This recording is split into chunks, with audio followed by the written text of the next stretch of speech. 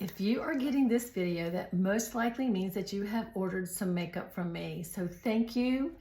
I appreciate you choosing me as your artist, and you're gonna love this makeup. So I'm gonna give you some tips and tricks, and here we go. Okay, so first of all, shave your face. I know that might sound a little intimidating to some of you. I had never done that before. I was not a big makeup person prior to finding this. I was 58 years old and I just needed some makeup. I got by without it for all those years, just minimal, but I needed some foundation that I liked and I never could find it.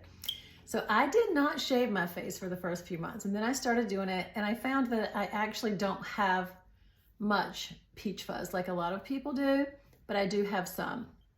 Okay, so this is a Tinkle razor. This came from Amazon. This is what I use now. I've got another one on the way that I want to try, but this works just fine. And I've got to be careful because I don't really have anything on, but just like any moisturizer or anything. But I usually start back here, make sure you pull the hair because you will cut off some hairs, and make sure your angle is kind of like this. And you just go all over. And the thing is, it actually exfoliates as well. So if you're using an exfoliator, rotate it, like not the next day or the same day, but you just go very lightly all over and it just starts to take off all that peach fuzz. Does it grow back like a beard or hard, stubbly? No, it absolutely does not. In fact, since I don't have a lot, that means that when mine starts to grow back, I usually just see a few little hairs in the mirror. Like I can just see some very soft little hairs. And so about every other week for me, for most people, every week. But if you want to give it a try without shaving your face, go for it and just see how you like it. This is just like gonna make any makeup sit smoother on your face and look better. And the cream foundation is just so beautiful anyway. It just enhances it. So that's the first tip. Okay, so now when you get your makeup, you're gonna get these tins like this. I've got a couple of palettes here. You're gonna open up your palette. These are magnetic, and you just pop them out and put them in your palette. I've got a lot of palettes here. So I'll just show you this one. See, it's a magnet. It's just gonna go right in there like that.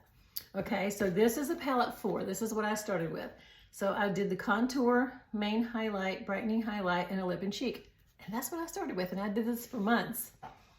Maybe a couple months before I ordered, and I started with one brush and the Perfector sponge, and that's it.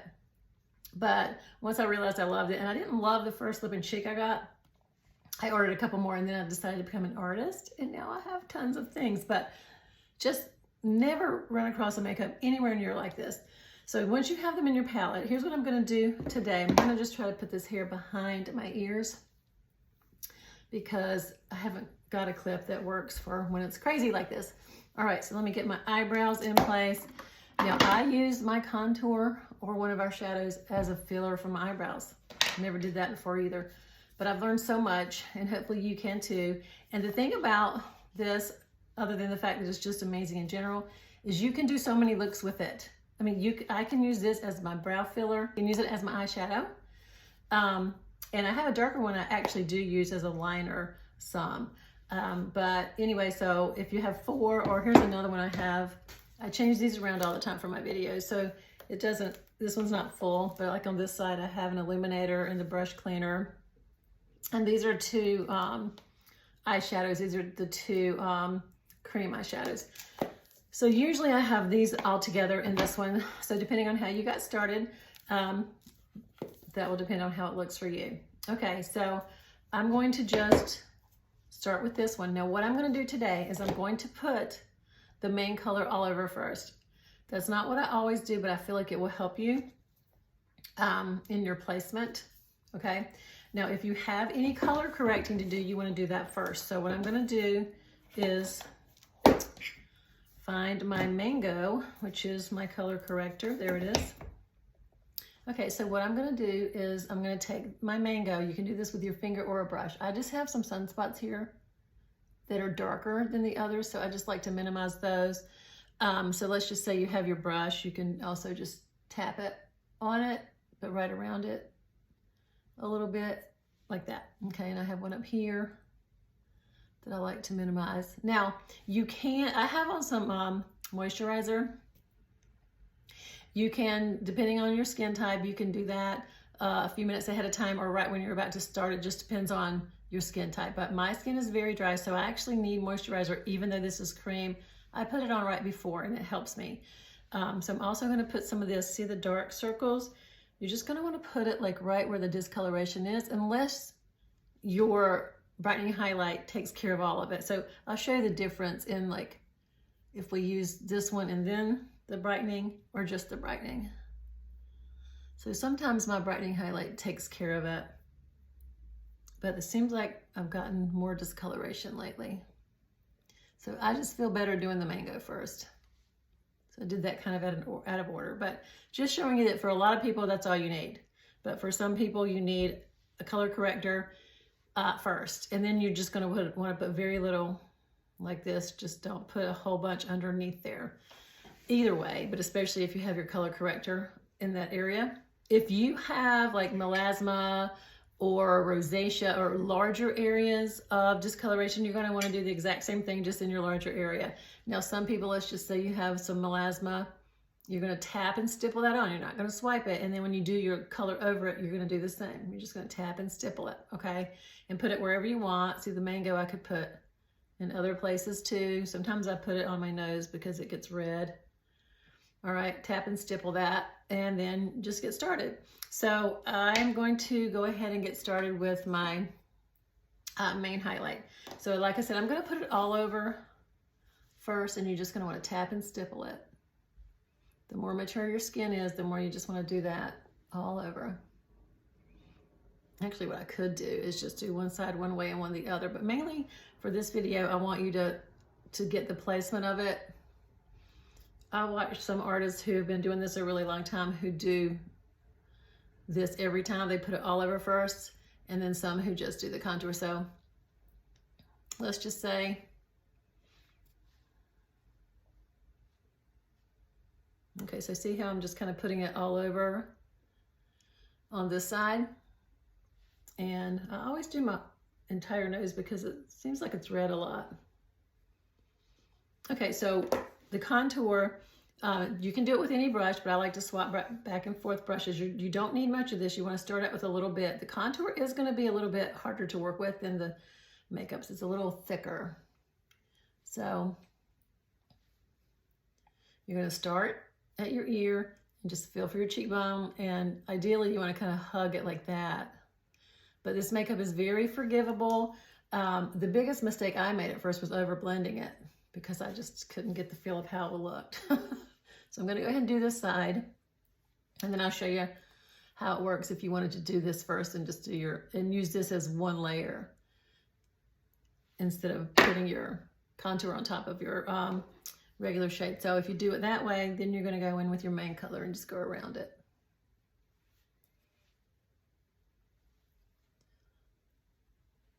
I've already done my nose. Now I'm leaving out under my eyes.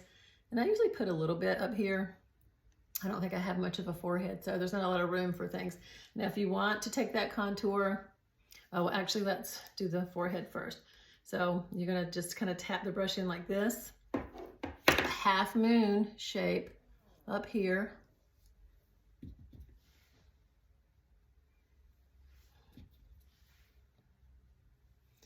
And then think of it like a 3, and then you're gonna go down here. So let me kind of finish this first. And I blend it a little bit as I go. You can just put it all on and blend it later. You can halfway blend it as you go. You can blend it all as you go. So you will figure out what your groove is after you do it a few times. And honestly, it was way easier than I thought. So now this is optional. Most of us get these little jowl things going on. So you're just gonna kind of do this as creating a shadow to give us more dimension. And then if you want, you can go down here like this. Okay. So this is how you create the 3, if that helps you remember that. Okay, so now if you want to contour your nose, I always use my fingers. You can use your brush if you want, but what I do is I put it on my fingers and kind of warm it up a little bit. Sorry. And then you put your fingers as close together as you can so that you have a very narrow line, and you bring it down straight like that. And then I usually kind of go up. And if you want to get your brush and do some more, you can, but it's usually not needed. It's up to your taste, okay? So then I usually just blend it out a little bit, but very gently on this because you can very easily just blend it away, okay? So then what I like to do is go in with my lip and cheek, okay? So this is nude, I believe. And I usually just dab it like this, or you can use your brush. Any way works. I just have more control like this. Okay, so I'm gonna let that sit there a minute. All right, then I'm gonna take some brightener. You can use your finger here, or you can use a brush, and I usually just do like this. As long as you're getting it in this triangle area, and just feather it out about to the middle of your brows. And we're gonna blend some more later. Then I always take my fingertip because of, again, more control, because you want just a very narrow line, I mean, down the center there. And I've seen a lot of people just pop. You're thinking of a triangle of light. And this is bringing more dimension and depth to our face, but it's subtle. It all blends together and you don't really notice that you're wearing different colors. You just notice that it looks really pretty. Okay, so I'm gonna go back in again with that sunlit. Actually, I think I better not because I already put it there. I don't typically do that. So I'm just gonna kind of feather that out like this, and typically go a little bit out like this, but usually I have my eyeshadow on by now, so you can always go back in and clean things up with this. See how you wanna go up like that because you're giving it a lifted look, and it really does open up your eyes, okay? So what I'm gonna do next is kind of blend this, and then I'm going to do my eyes and show you how you can do your eyes out of this palette.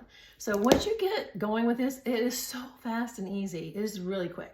It might not look like it at first, but trust me, once you get used to this and do it a couple times, it's amazing. And these brushes are just so good. So you see how just still tapping and stippling, if you want to kind of swirl very gently to just kind of mesh those together, but always be lifting up for the contour because we're trying to give us our face more, well, we're trying to narrow the look of our face a little bit and just give us more dimension. So we want that to be going up like that, and we don't want to bring it down. Okay. And if you have large pores, just do more stippling wherever they are.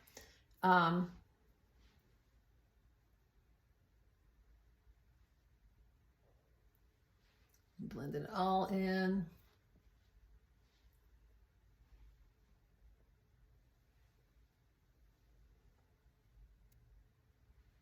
Okay, so I'm gonna do my eyes first, and then I will do like some bronzer illuminator to show you how those work. So, okay, so I'm gonna take my main highlight and I'm going to put that just all over. You always want to, if nothing else, just do this with either your main or brightening highlight or your contour, because look at the difference there. See how that just smooths that out? It's so nice.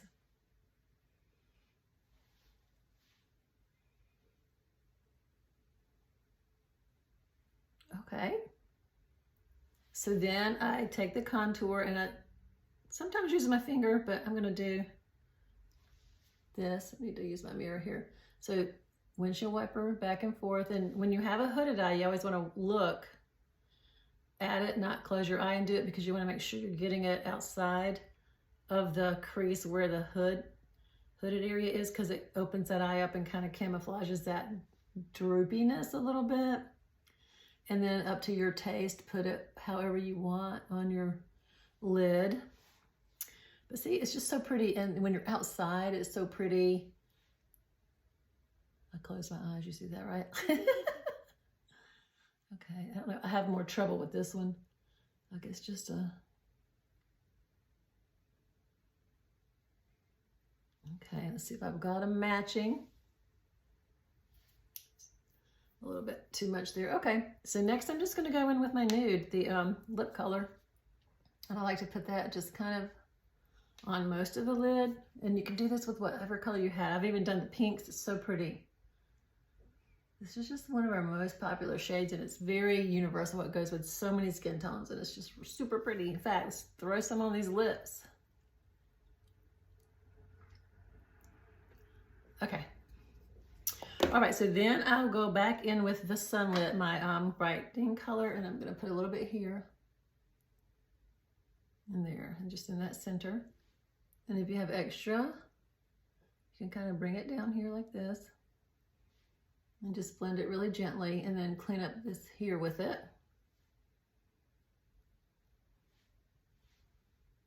Okay, so now I just see how that looks. I'm going to blend that some more.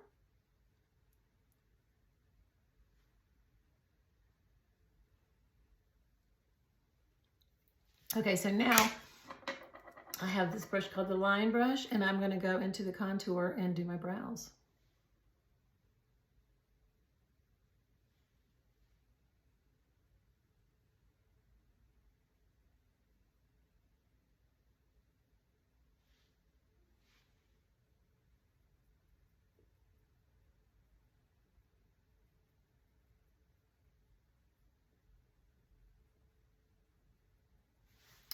So next, I'm going to show you if you have bronzer, okay? There's 3 ways you can do your bronzer. So the bronzer, you can take it and just stipple it all over first. Just very lightly stipple it all over. It'll really warm you up, but then you do put your other colors over it, or you can mix your main foundation and your bronzer, which is really pretty. This time of year, the main thing I do is, I've got it out of the tin, the palette, but I just do this with this fluffy end of this brush. You can use whatever brush you have.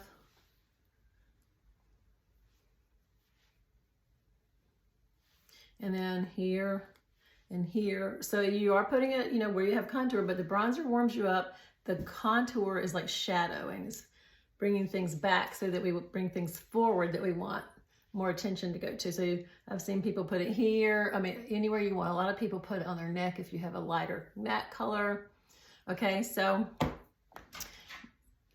the last thing is Illuminator. Okay, so this is Pearl, and again, I have it out of my compact because I'm not organized right now. So high points of your cheeks, and it's up to your preference. You can go as far over it as you want, but the main places you want to put it are the high points of your cheek, the tip of your nose, and if you want to bring it up, you can. A lot of people put it on their Cupid's bow, but as you can see, I don't have one. It just doesn't look the same. I've tried it. And then I like to put it just right under the arch of the brow. You can bring it all the way over if you want. It's up to you. Some people put it in the corner of their eye there. So that's that. Now, another thing I just thought of, you can use your contour to make your lips look a little more pouty by just doing this. Or you can take a brush and line your lips with it. I've seen people do that too. So there's so many options.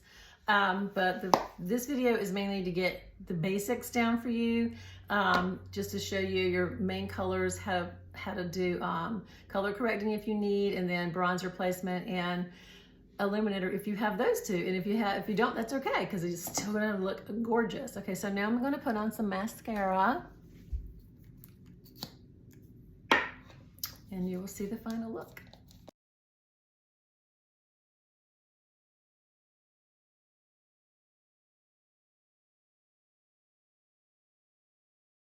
So at this point, if you have your perfector sponge, you can dampen it, squeeze it out really well, and then I also squeeze it a little bit with a towel, because you don't want it to be wet, because then it's going to undo what you just did. You just want it to be damp.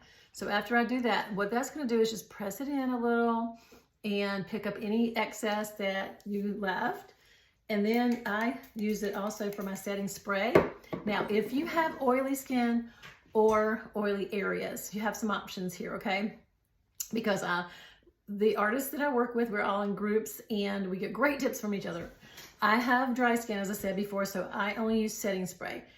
I don't even always use setting spray if I'm just gonna go out one night, and I haven't had it on all day, but mostly I do. So you definitely wanna grab some so that you can try it. You can use ours, you can use really any setting spray. I've heard that D-Slick, which one is it? Urban Decay D-Slick is the best for oily skin. Okay, and I have some actually here. Here it is. There it is. So I do use that some, but mostly I use ours just because I have it more handy. So anyway, you're gonna take it and just dab it all over. Or you can spray it on. I prefer not to do that. But you just dab it all over. And it's setting it for you. And since I have a mascara on, if I spray all over, it'll make it go under my eye since it's still fresh. Okay, so you just set it like that. Now, if you have the oily areas, you can, one of my friends does totally fine just with the setting spray. That's all she needs. But you can get a loose translucent setting powder. We have one called Vanilla Dust. It comes in one of the tins. You could try that one. It's right here. Right here. And just put it all over or just where you need it. You can do that first and then your setting spray, or you can do it the opposite. People do it different ways. So you just need to play with it and figure out which method works best from you. I've heard Coty Airspun is really good. I had a couple of different ones, but I gave them to my girlfriend. So I don't have one to show you, but if you have oily skin, you are probably familiar with setting powder, right? So definitely it's up to you if you want to try it first just to see how it does. But if you have some issues, reach out to me. We can troubleshoot or just try some of the methods that I just mentioned. Okay, so that's pretty much it. Now, you know, everybody's going to have a different learning curve. Some of my customers just right away are just in love, and some go, oh, I'm not real sure. But then they get used to it. So the biggest mistake people make is using too much. So just make sure you're tapping your brush gently, because you can build it, it's buildable. And if you get too much, it's blendable. So it's just so easy to work with. So I'm really happy that you have this makeup, and don't forget that I am here with anything that you need. Do not hesitate to reach out to me. I love getting messages from people saying how much they love it. Sending photos, you can do before and afters, or just send me a photo, whatever your comfort zone is. But yeah, good luck and let me know how it goes.